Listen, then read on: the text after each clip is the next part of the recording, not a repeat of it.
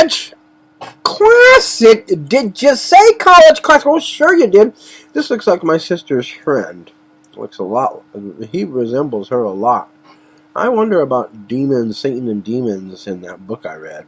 The Satan and Demons. It was a book from 1903. And what it did was it described the attributes of demons and what they're capable of through Satan. What he was possible of. A lot of us don't understand the delicateness and the dangers of what Satan really can do. We don't understand when we watch the movie Omega Code, Megiddo. We see the president shaking hands with the Antichrist, and we watch these. It's called the Beast. They go in through the hand into another hand, and they go into the bloodstream. So when you study, excuse me, the book Satan and Demons, you find that demons focus on DNA, red and white blood cells, and things like that. That's what they focus on. They focus on, strangely, life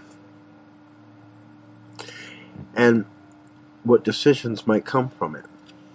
We're reading this entirety of this book. We don't normally do this, but this is another book like And Sarah Saw that we're going to read most of it to you online. On the 1st of January 1834, Frederick became, for the first time in his life, a field hand under Mr. Colby, to whom it was never too hot nor too cold for outdoor work.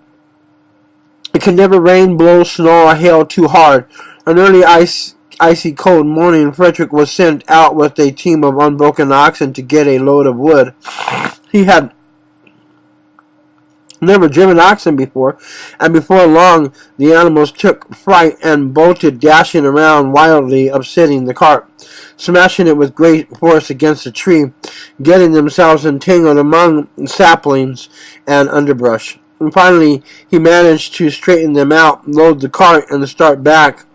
At the lane gate they panicked again, broke the gate, and nearly crushed the young man between the wheel and the post. When boy and team made it back to the farm, he told Mr. Colby what had happened, and this inventive master said he would teach him how to do things.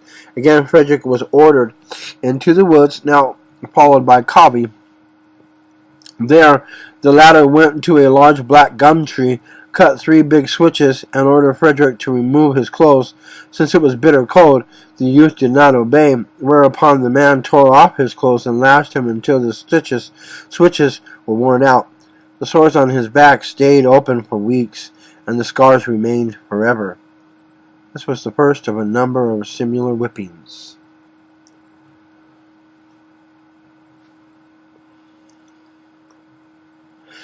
I believe that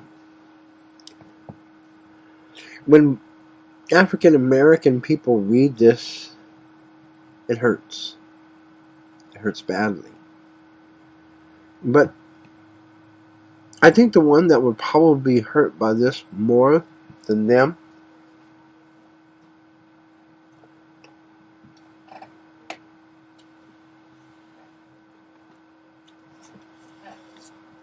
are these people.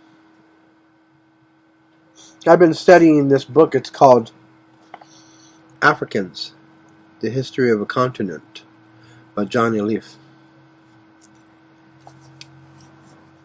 In this book here, we see slavery as something common to African Americans. Had they have known how bad slavery would have been for the Americans, those are Africans. If they had known how bad it would have got for Americans and African Americans, they would have never sold their own to pirates and other people. It's bad. It's really bad. It's disgusting. The nigger word and slaves and All that filth. It's just terrible.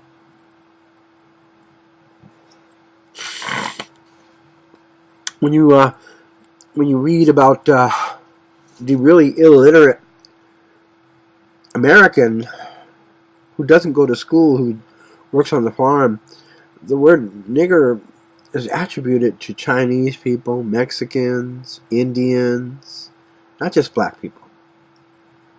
We call everybody of a minority source nigger. Very illiterate or illiterately used. But in a way, it has a sense of humor to it, because this is a very dumb boy calling a Chinese person nigger.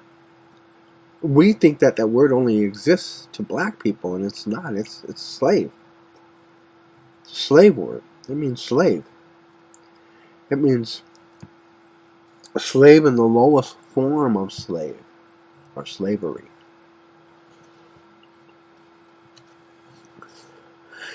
At Kobe's, the slaves were at least given enough to eat, but scarcely enough time to eat it.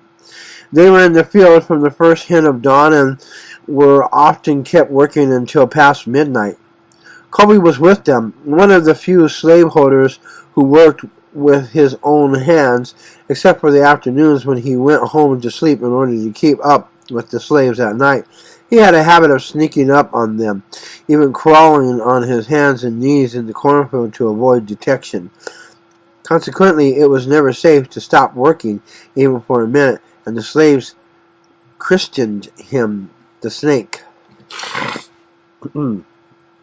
Coney had managed to buy one slave, Caroline, a woman about 20, and told anyone who would bear that he thought he had bought her as a breeder. Every night he tied her up with Smith, a married man he had rented for a year, and subsequently she became pregnant and gave birth to twins, quite in addition to his wealth. Here we see the types of chastisements they used on them. I want you to get a good look at this. That one's for the hands. God only knows what that's for. God only knows what that's for. God only knows what that's for. Of course, I can use those words because we have a pretty good idea, don't we? Slavery today is becoming popular again, more than we know. In Paris last year, a man was arrested, him and his wife, for slaving their children. 9 children, slaves.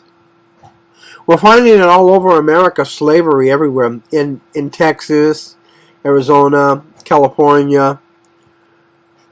It's getting popular in these areas where we're close to Central America. We're finding Arabs and Central Americans alike into slavery. What we're not finding is as many Europeans in America practicing that. They're scared to go to jail. I'm sure they're in on it, though. The professional breaker of slaves succeeded in breaking Frederick Bailey. I was broken in body, soul, and spirit, he said later. I spent this time in the sort of a beast-like stupor between sleeping and waking. Behold, a man transformed into a brute. At times he thought seriously of murdering Colby and then taking his own life. Hardly worth being called that. He realized now he was indeed a slave for life, with no rational ground to hope for freedom. This is College Classic Campus Hits. I'll stop there.